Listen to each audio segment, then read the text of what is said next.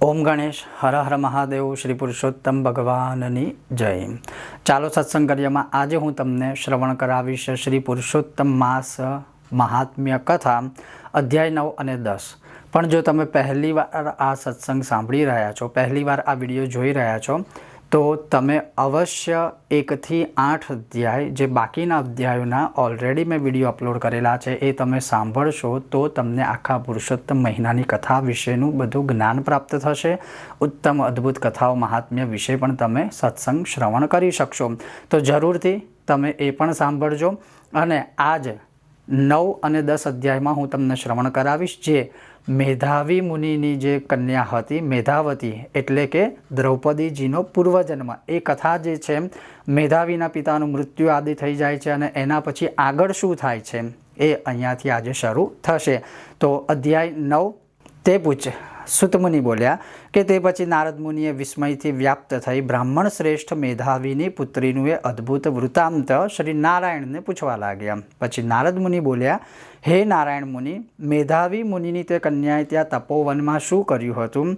કયા શ્રેષ્ઠ મુનિએ તેનું પાણી ગ્રહણ એટલે કે વિવાહ કર્યું હતું? ત્યારે નારાયણ બોલ્યા કે એ કન્યા ત્યાં રહેતી હતી અને પોતાના પિતાને રોજ યાદ કરી અને શોક કર્યા કરતી હતી અને એકલી પડી ગઈ હતી। જે રીતે મૃગલાઓના ટોળામાંથી મૃગલી અલગ પડી જાય અને શોક વ્યાપ્ત બની જાય એ રીતે એની આંસુઓની એની આંખોમાંથી સદૈવ પિતાને યાદ કરી આંસુઓની ધારા વહ્યા કરતી, તેનું હૃદય કમળ બળ્યા કરતું, લાંબા નિસાસાઓ તે નાખ્યા કરતી, પૂરી મૂકેલી નાગણની પેઠે તે ગરીબડી બની હતી અને વિચારમાં જ રહ્યા કરતી હતી અને પોતાના દુઃખનો પાર તેને દેખાતો જ ન હતો। એવામાં અત્યંત ક્રોધ મુનિ એવા मुनि दुर्वासा भविष्यना बळथी प्रेराईने ए पातळा पेटवाળી कन्या पासे आवी चढ़्या। ए भगवान दैवच्छाए एटले के देवोनी इच्छाएथी ज ए समये तपोवनमां आव्या हता। जेमने मात्र जोता ज इंद्र पण भयभीत थई जाय एवा ए दुर्वासा मुनि साक्षात सदाशिवनी पेठे जटाना झुंडथी ढंकायेला हता। श्री कृष्ण युधिष्ठिरने कहे छे के जे हे राजेन्द्र, युधिष्ठिर तमारी माता कुंतीए बाळपणमां जेमने सेवीने प्रसन्न कर्या हता अने अतिशय पूज्या हता, तेथी ए दुर्वासाए प्रसन्न थई देवोनुं आकर्षण करनारी विद्या ए कुंताजीने आपी हती। हे राजा, सर्वदेवो जेने नमस्कार करे छे एवा साक्षात मने पण ए दुर्वासा मुनिए एक वेळाए रुक्मणीनी साथे रथमां जोड्यो हतो। दुर्वासा मुनि सहित ए रथने अमे बंने मार्गमां खेंची चलावी रह्या हता। ए वखते रुक्मणीने घणी सखत तरस लागवाथी तेणीनुं ताळवुं तथा होठ सुकावा लाग्या हता। छतां रुक्मणीए दुर्वासा मुनिनी बीकथी डरथी पोतानी खांद उपर रथनी धोसरी तो उपाड़ी ज हती।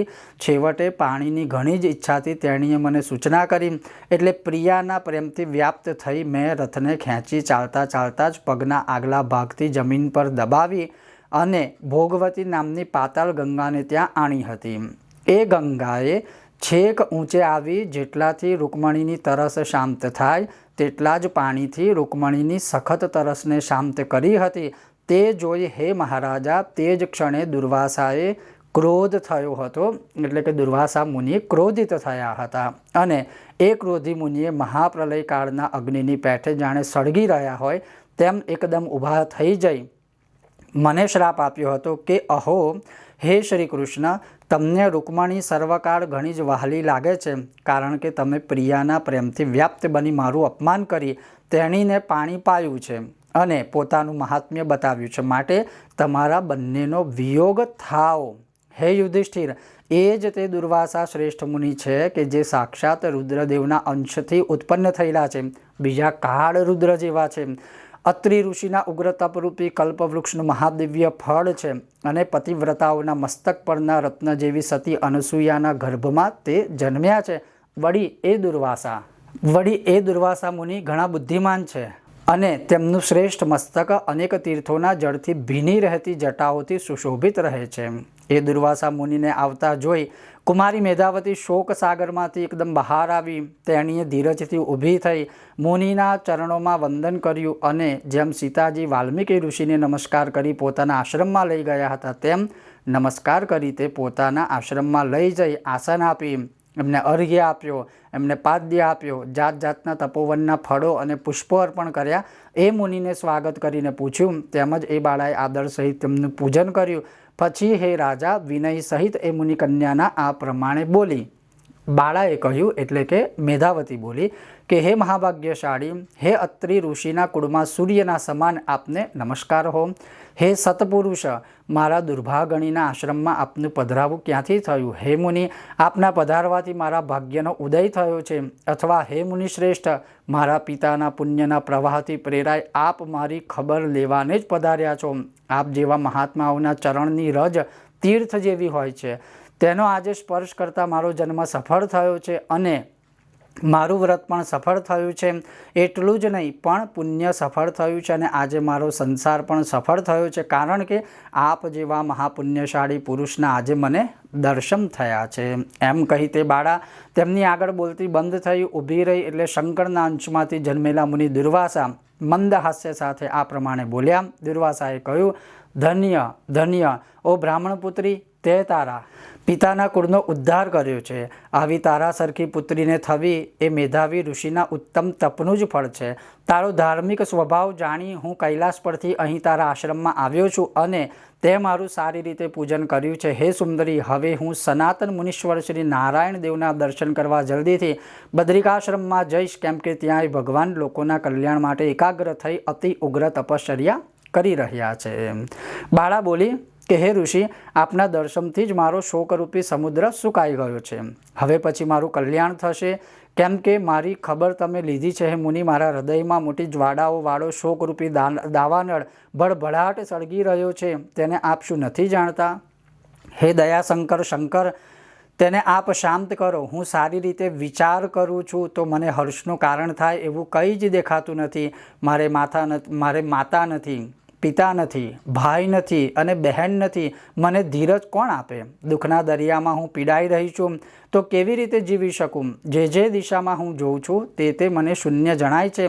તો હે તપના ભંડાર, મારા દુઃખને દૂર કરનારો ઉપાય તમે જલ્દી કરો. મને પરણવા માટે કોઈ પણ પુરુષ મને ઈચ્છતો નથી. આથી મારો વિવાહકાળ ધીમે ધીમે વીતી જવા લાગ્યો છે. હવે પછી હું કેવી સ્ત્રી બની જઈશ? શું એવો મને મોટો ભય રહે છે? આ કારણથી મને ઊંઘ આવતી નથી અને ખાવા ઉપરની ઈચ્છા પણ નથી. હે બ્રાહ્મણ, હવે તો હું મરી જવાની જ ઈચ્છાવાળી થઈ છું અને એ જ મારો હવે નિશ્ચય થઈ ચૂક્યો છે. એમ કહી આંસુવાળા મુખે એ બાળા તેમની આગળ બોલતી બંધ પડી અને દુર્વાસા તેણીના દુઃખને દૂર કરવા તે વેળા એ મનમાં વિચાર કરવા લાગ્યા. શ્રી નારાયણ ઉવાચ ઇતિ મુનિતનયા વચો નિશમ્ય બહુલતપા મુનિરાળ વિચાર્ય છંદ અતિશય કૃપયા વિલોક્ય બાલમ કિમપી હિતમ નિજગાદ સારભૂતમ. શ્રી નારાયણ બોલ્યા કે મુનિકન્યા મેધાવતીનું વચન સાંભળી મહાતપસ્વી મુનીશ્વર દુર્વાસાએ વેદોનો વિચાર કરી અતિશય કૃપાથી એ બાળા સામે જોયું અને પછી સારરૂપ કંઈક હિતકારી તેને આ રીતે કહ્યું. શ્રી બ્રહ્મનારદીય પુરાણે પુરુષોત્તમ માસ માહાત્મ્ય શ્રી નારાયણ નારદ સંવાદે દુર્વાસાસ્તપોવન આગમનમ નામ નવમોધ્યાય સંપૂર્ણમ. શ્રી નારાયણાર્પણમસ્તુ. શ્રી પુરુષોત્તમ ભગવાનની જય. હવે દુર્વાસા મુનિ એના કલ્યાણ માટે એને શું ઉપદેશ આપે છે એ આ 10મા અધ્યાયમાં છે. નારદે પૂછ્યું કે મહાતેજસ્વી અને ઘણા જ ક્રોધી મુનિ દુર્વાસાએ વિચાર કર્યા પછી એ ઋષિકન્યાને શું કહ્યું હતું? હે તપના ભંડાર, તે મને કહો. હે તપના ભંડાર, તે મને કહો. ત્યારે સુત બોલ્યા કે હે બ્રાહ્મણો, નારદનું વચન સાંભળી બદ્રીપતિ શ્રી નારાયણ સર્વને હિતકારી એવું દુર્વાસાનું ગુપ્ત વચન કહેવા લાગ્યા. શ્રી નારાયણ ઉવાચ. નારાયણ બોલ્યા કે હે નારદ, મેધાવી ઋષિની કન્યાનું દુઃખ દૂર કરવા માટે કૃપાળુ મુનિ દુર્વાસાએ તે વખતે જે કહ્યું હતું તે તમે શ્રવણ કરો. દુર્વાસા બોલ્યા કે હે સુંદરી, સાંભળ. આ હું તને જે કહું છું તે ગુપ્ત કરતાં પણ અતિશય ગુપ્ત છે. તે કોઈને પણ કહેવા જેવું નથી. છતાં પણ મેં તને કહેવાનો વિચાર કર્યો છે. હું તેનો વિસ્તાર કરીશ નહીં, પણ ટૂંકમાં તને કહું છું કે હે ઉત્તમ ભાગ્યશાળી, આજથી જે ત્રીજો મહિનો આવશે તે પુરુષોત્તમ માસ કહેવાય છે. તેમાં કોઈ તીર્થ વિશે સ્નાન કરનારો મનુષ્ય બાળ હત્યાથી છૂટી જાય છે. હે સુંદરી, કાર્તિક વગેરે મહિનાઓમાં એ પુરુષોત્તમ માસ જેવો બીજો કોઈ મહિનો નથી. બધા મહિનામાં તથા પખવાડિયામાં અને બીજા જે કાંઈ પણ પર્વો છે તેઓ પુરુષોત્તમ માસના 16ના ભાગની તુલના પ્રમાણે પણ નથી. એટલું જ નહીં, પણ વેદમાં કહેલા જે સાધનો છે તેઓ બધાએ પુરુષોત્તમ માસના 16મા ભાગની સરખામણી કરવા યોગ્ય પણ નથી. 12,000 વર્ષ સુધી ગંગા સ્નાન કરવાથી જે ફળ પ્રાપ્ત થાય છે એ અને સિંહ રાશિના બૃહસ્પતિ સમાન ગોદાવરીમાં એક જ વાર સ્નાન કરવાથી જે ફળ પ્રાપ્ત થાય છે તે જ ફળ હે સુંદરી પુરુષોત્તમ માસમાં હર કોઈ સ્થળે માત્ર એક જ વાર ઉત્તમ પ્રકારે વિધિપૂર્વક સ્નાન કરવાથી પ્રાપ્ત થાય છે. હે બાળા, પુરુષોત્તમ નામનો એ મહિનો શ્રી કૃષ્ણનો ઘણો જ વહાલો છે, માટે એનું સારી રીતે સેવન કરતાં બધું જ ઈચ્છેલું પ્રાપ્ત થાય છે. માટે તું જલ્દી એ પુરુષોત્તમ ભગવાનનું સેવન કરજે. હું પોતે જ પણ હર્ષથી એ પુરુષોત્તમ માસને સેવું છું. એક વખત મેં ક્રોધથી અમરીશ રાજાને બાળી નાખવા માટે અગ્નિની તીવ્ર શક્તિ કૃત્યા છોડી હતી. એ વખતે હે બાળા, પોતાના એ ભક્તની રક્ષા કરવા માટે શ્રી હરિએ બળબળતું સુદર્શન ચક્ર મને જ બાળી નાખવા માટે મારા તરફ છોડ્યું હતું. પરંતુ તે વેળા પુરુષોત્તમ માસના વ્રતના પ્રભાવથી જ તે ચક્ર પાછું ફર્યું હતું. હે સુંદરી, એ ચક્ર ત્રણેય લોકોને બાળી ભસ્મ કરવા માટે સમર્થ છે, છતાં એ વખતે મને તે કંઈ પણ કરી શક્યું ન હતું. તેથી મને આશ્ચર્ય થયું અને પુરુષોત્તમ માસના વ્રતનો પ્રભાવ મને સમજાયો હતો, એટલે હું બચી ગયો હતો. માટે હે ઉત્તમ ભાગ્યશાળી, તો શ્રીમાન પુરુષોત્તમ માસનું સેવન કર. એમ તે મુનિ કન્યાને કહી મુનિઓમાં શ્રેષ્ઠ તે દુર્વાસા બોલતા બંધ થયા હતા. શ્રી કૃષ્ણે કહ્યું, હે રાજા યુધિષ્ઠિર, દુર્વાસાનું તે વચન સાંભળી એ બાળા ભાવિની પ્રેરણાથી પ્રેરાઈ મૂઢ બુદ્ધિને લીધે અદેખાઈથી પ્રેરાઈને મનમાં ક્રોધથી યુક્ત થઈ અને મુનિશ્રેષ્ઠ દુર્વાસાને કહેવા લાગી.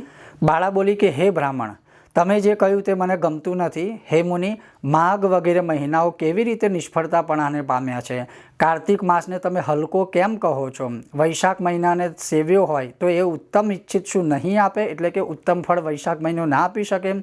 સદાશિવ આદિ દેવોને સેવ્યા હોય તો એ શું ફળદાયી થતા નથી? અથવા સૂર્યદેવ પૃથ્વી પર પ્રત્યક્ષ દર્શન દઈ રહ્યા છે તો શું એ ઇષ્ટ કામનાઓ નથી આપી શકતા? અને જગદંબા દેવી જે ઈચ્છિત વસ્તુ આપી શકે એમ છે તો શું એ એમની ઉપાસનાથી આ નથી મળતું? છતાં વ્યતિપાદ આદિ યોગોને તથા શંકર આદિ સમગ્ર દેવોને ઓળંગીને તમે પુરુષોત્તમ માસના વખાણ કરો છો, તો એમ બોલતા તમને શરમ નથી આવતી? એ મહિનો તો મલિન છે, મળ માસ છે, સર્વ કર્મોમાં નિંદાયેલો છે અને સૂર્યના સંક્રમણથી પ્રવેશ રહિત છે, એટલે કે સૂર્ય સંક્રાંતિ વિનાનો છે. તેને હે મુનિ તમે શ્રેષ્ઠ કેમ કહો છો? તમને શરમ નથી આવતી? હું તો સર્વ દુઃખોથી છોડાવનાર શ્રી હરિને જ શ્રેષ્ઠ સમજું છું. હે ભૂદેવ, રાત દિવસ હું વિચાર કરું છું. જાનકીપતિ શ્રી રામચંદ્રજી તથા પાર્વતીપતિ શ્રી શંકરથી શ્રેષ્ઠ બીજો કોઈ મને દેખાતો જ નથી. એવો બીજો કોઈ પણ મહાન દેવ નથી કે જે મારું દુઃખ દૂર કરી શકે. હે બ્રાહ્મણ શ્રેષ્ઠ મુનિ, તમે શ્રેષ્ઠ દેવોનો ત્યાગ કરી મળમાસનો વખાણ કરો છો. શું તમને શરમ નથી આવતી? બ્રાહ્મણપુત્રી મેધાવતીએ એમ કહ્યું ત્યારે ક્રોધી સ્વભાવના તે દુર્વાસા મુનિ ક્રોધના લીધે શરીરે અતિશય સળગી ઉઠ્યા. તેમના નેત્રો ક્રોધથી લાલચોળ બન્યા. તો પણ પોતાના મિત્રની પુત્રીએ મેધાવતીને તેમને શાપ ન આપ્યો. તેમને દયા આવી ગઈ કે આ મૂઢ છોકરી હિત કે અહિત સમજતી નથી, આની બુદ્ધિ અધૂરી છે. પુરુષોત્તમ માસનું મહાત્મ્ય વિદ્વાનોને પણ સમજવું મુશ્કેલ છે, તો પછી આ ઓછી બુદ્ધિવાળી જે છે એને ક્યાંથી સમજી શકે? અથવા તો જે ઓછા બુદ્ધિવાળા તુચ્છ મનુષ્ય છે એમને આનું મહત્ત્વ કેવી રીતે ખબર પડે? અને એમાંય આ તો નાની છોકરી છે, બાળા છે, હજી કુંવારી છે, બાપ વિનાની થઈ પડી છે, તેથી દુઃખરૂપ અગ્નિથી તે બળી રહી છે. તો અતિશય ઉગ્ર જો મારા શાપને એ સહન કરવાને સમર્થ નથી, એટલે હું એને શાપ નહીં આપું. આવી કૃપાથી દુર્વાસા મુનિએ મનમાં રહેલા ક્રોધને શાંત કર્યો અને પછી સ્વસ્થ થઈ તેમણે અતિશય વિહવળ બનેલી તે બાળાને કહેવા માંડ્યું. દુર્વાસા બોલ્યા કે હે બાળા, તું મારા મિત્રની પુત્રી છે, તેથી તારા પર મને કોઈ જાતનો ગુસ્સો નથી. ઓ ભાગ્યહીન છોકરી, તારા મનમાં ગમે તેટલું ઝેર હોય અથવા તો દ્વેષ હોય તું કર, પણ હે બાળા, બીજું તું સાંભળ, તારું ભવિષ્ય કંઈક ટૂંકમાં હું તને કહું છું. તે પુરુષોત્તમ માસનો અનાદર કર્યો છે, તેનું ફળ આ જન્મમાં કે બીજા જન્મમાં અવશ્ય તારે ભોગવવું જ પડશે.